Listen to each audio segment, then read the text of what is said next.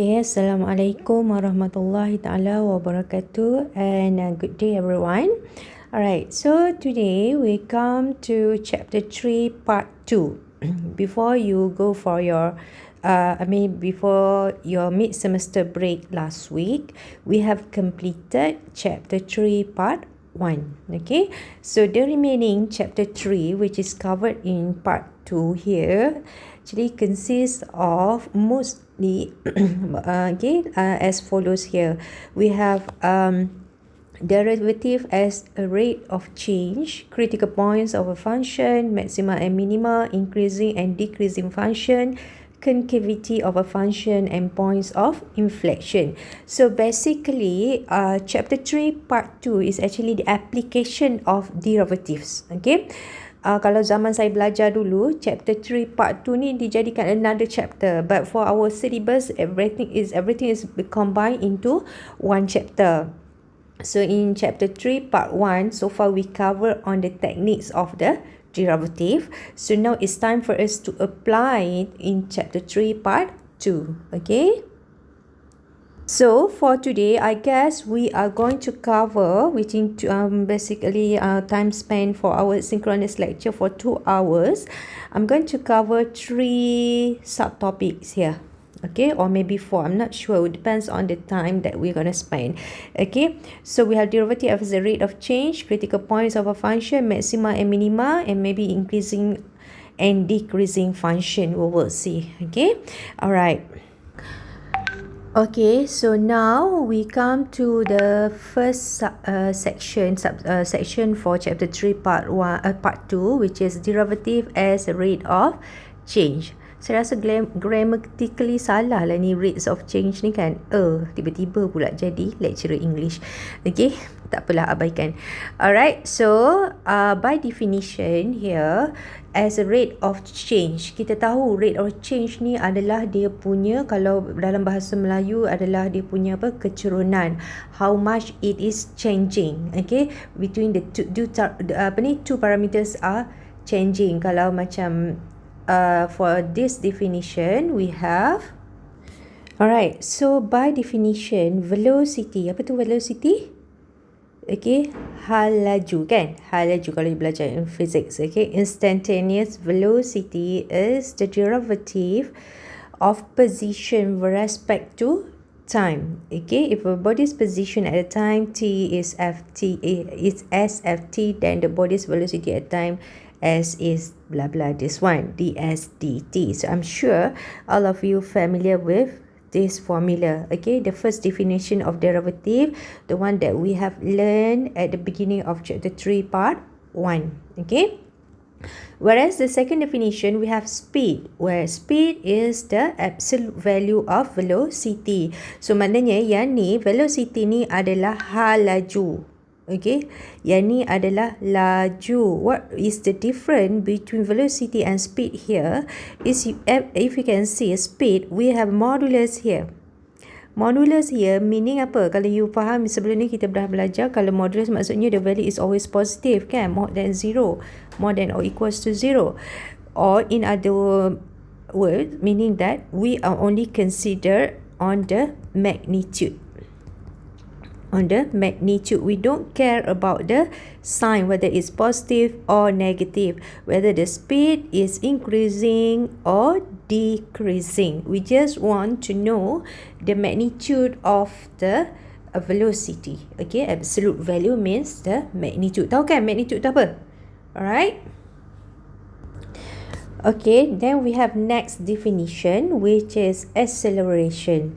Okay, acceleration is the derivative of velocity with respect to time. Okay, so kalau kita ada this position s equals to ft, then the body's acceleration at time t is equals to dv over dt, which is equals to d square s over dt square. So maknanya we already have, okay, the speed, okay, or the velocity. Then we differentiate further the velocity, we get dv dt. Okay, sebelum ni kita ada s kan, daripada s, okay, we have ds over dt. Kita dapat v, which is velocity. Then dari v ni kita differentiate lagi v, d dt of v t, then we get dv dt. Okay, d dt of ds dt, then we get d square s dt square. Ataupun dalam bahasa Melayu used to call it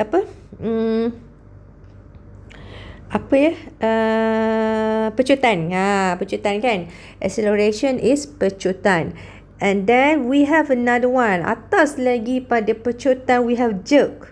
Saya pun tak tahulah jerk ni kat bahasa Melayu dipanggil apa, but if you further differentiate the acceleration, dA over dt is d cube s over dt cube, then you will get jerk. Apa jerk ni kat bahasa Melayu?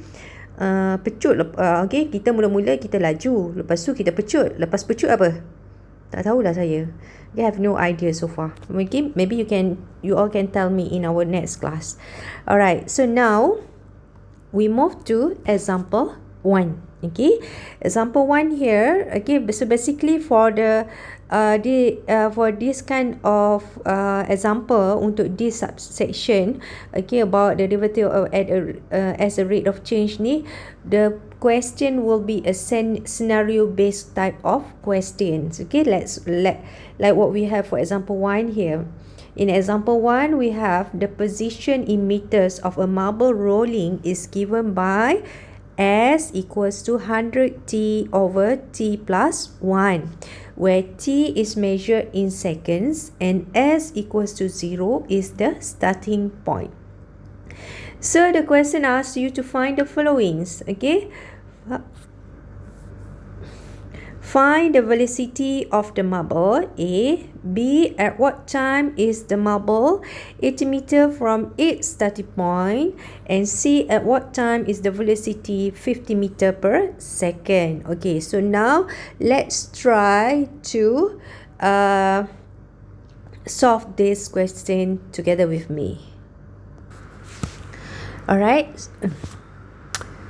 Okay, so now let's proceed to the first example. Okay, the question saying, okay, I have read the question tadi kan. Okay, so let's try to solve A.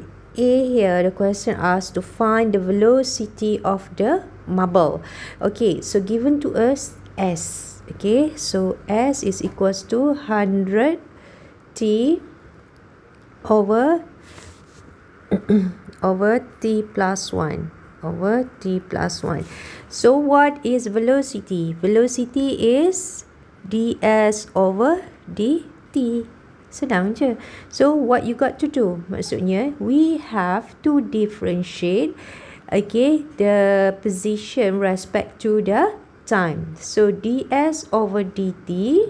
So maknanya kat sini we just apply as if that the question given to you, this function differentiate respect to t. Okay, so as you can see here, this function is a rational function. We have numerator and denominator. So we apply lah uv tu. Okay, let u equals to 100t, v is equals to t plus 1. So u prime is 100, v prime is 1. Okay, so using the quotient rule, v is t plus 1, u prime is 100 minus with u v prime. So minus with 100t times with 1, saya tak tulis lah, over v square. V square is t plus 1 square.